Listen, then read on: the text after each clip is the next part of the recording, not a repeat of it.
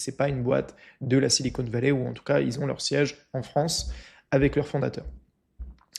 Donc l'idée pour moi, c'est de vous expliquer un petit peu, moi, la philosophie que j'en tire de tout ça, des tendances, et est-ce qu'il faut absolument avoir peur de l'intelligence artificielle.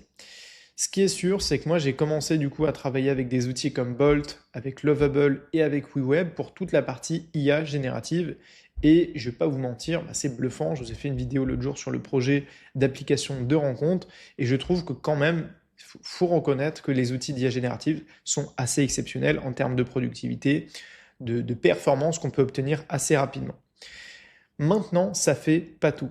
Et la grande force en fait des outils de no-code par rapport aux outils IA, ça va être dans les phases un peu plus avancées du projet. C'est-à-dire que si on prend à performance équivalente, à temps de développement équivalent, l'IA va souvent aller plus vite au départ.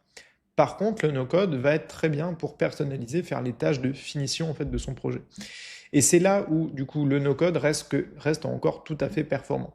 Et c'est pour ça que moi j'ai choisi d'utiliser WeWeb, parce que c'est un des seuls outils qui permet à la fois une interface d'IA générative et une autre interface qui va être finalement d'édition, de finition de mon projet, de mon outil, avec des variables, avec du code, avec des appels API, etc.